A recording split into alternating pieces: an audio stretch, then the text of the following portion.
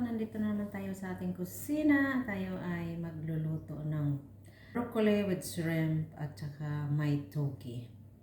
Huwag nyo nang pansinin ang damit ko dahil ito ay butas-butas na ang damit ko. Kawawa naman ako dito. Hindi kasi mainit ang panahon dito ngayon. Kaya maganda, mas gustuhin ko magdamit ng mga ganito. Alam nyo na, ang mga nagkakaedad, ewan ko, kung meron din ako kaparehas dyan na gusto yung mga ganitong mga damit pag mainit. At ito po ang ating ingredients. May may onion, may garlic, may hipon, at saka ang mga yan, kung ano-anong mga seasonings, yan. Tsaka, kasi yung itong, ano bang tawag dyan, yung togi. Hindi kasi naubos. Kaya, yan. Para hindi masayang, yan ang gagawin natin. Yan. Painitin lang muna natin ng konti. Para, bago natin lagyan ng mantika. Filling pro. Yan, lagyan natin ng konting mantika. Konti lang. Tama lang ng pang-isa-isa. Diba?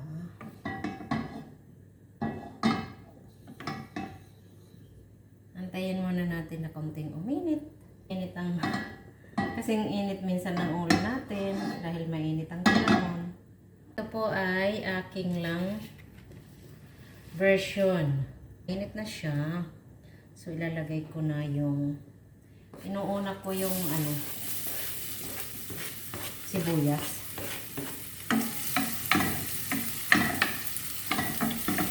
Kasi feeling ko mas madaling masunog ang bawang pag inuuna ko siya. Yan na. Ganun na rin din naman yan eh. Hindi ko alam kung talagang may resepeng ganito. Basta ito lang ang pumasok sa isip ko. Slowly mix together hanggang mag-transparent yung sibuyas at saka yung bawang. Medyo ano-ano siya.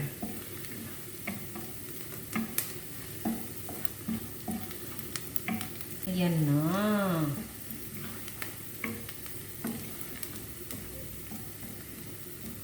Kasi sayang din naman yan pag hindi ko niluto yung munggo. Pinaghirapan ko kaya yun.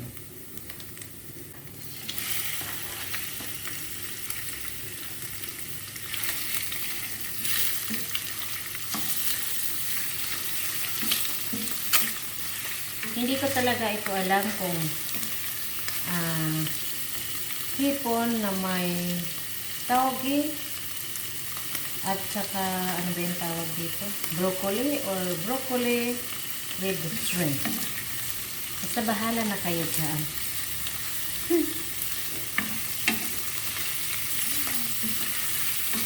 Basta, diba?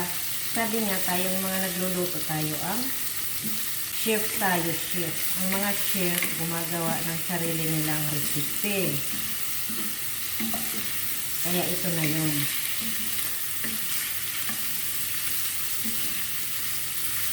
Yung kanin ko nandoon, nag-aantay din.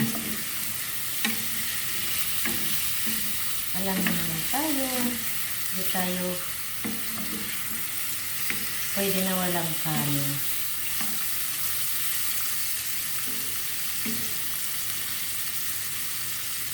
Isunod na natin ito.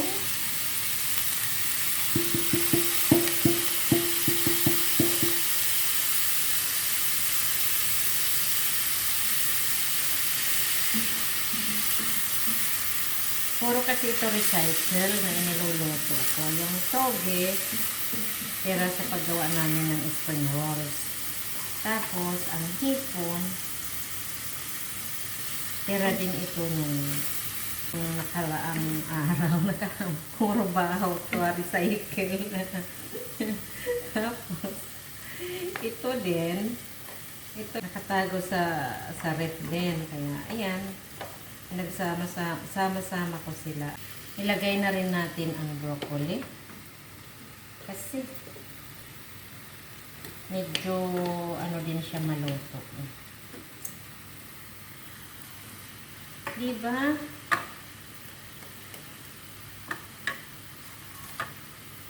Yung mga tira, yan natin ng konting sabaw.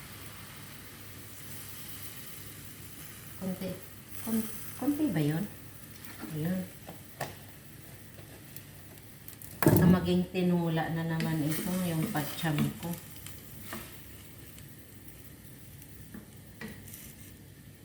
And,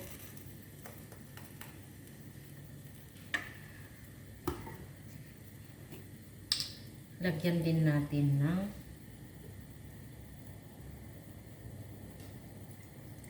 toyo.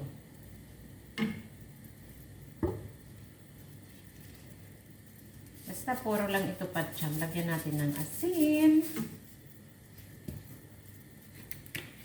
At paminta. Maraming paminta. Nasa inyo lang yun. Tansya-tansya na lang. Ayan.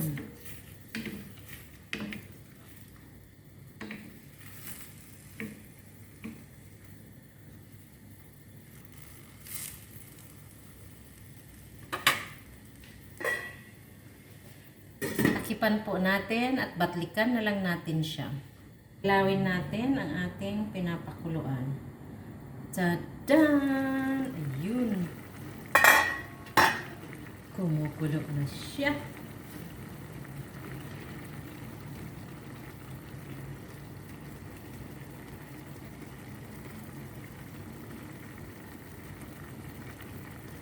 Sana maging masarap ka, ha?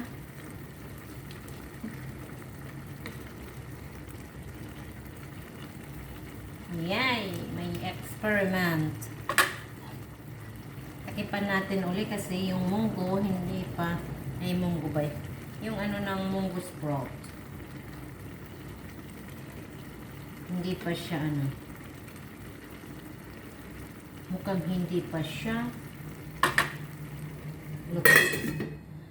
Okay, balikan natin uli after 3 minutes. Ayan na siya.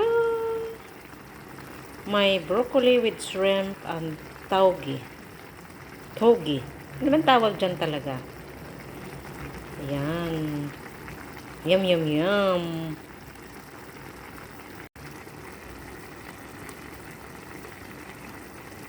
Hello everyone. Ito ang aking eksperimento na niluluto.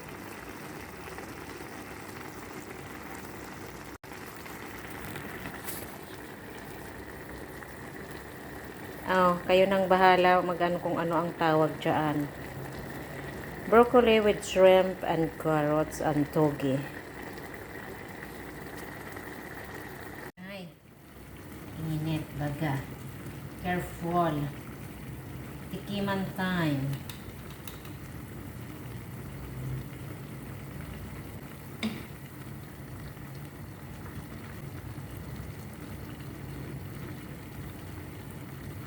Isa pang tikim.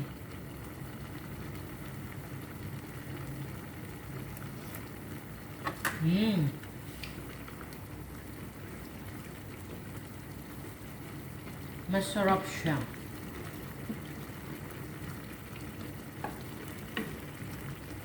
Try nyo rin.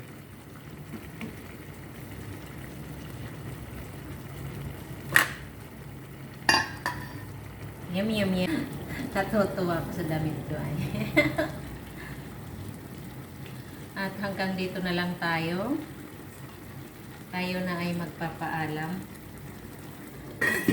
Salamat sa inyong panonood, sa inyong patuloy na pagsuporta sa aming small YouTube channel, Luzablan, at shoutout everyone. Please like, comment, and subscribe, and please hit the notification bell para updated tayo sa ating mga susunod na mga uploads. Shoutout everyone. God bless. Bye-bye. Thank you.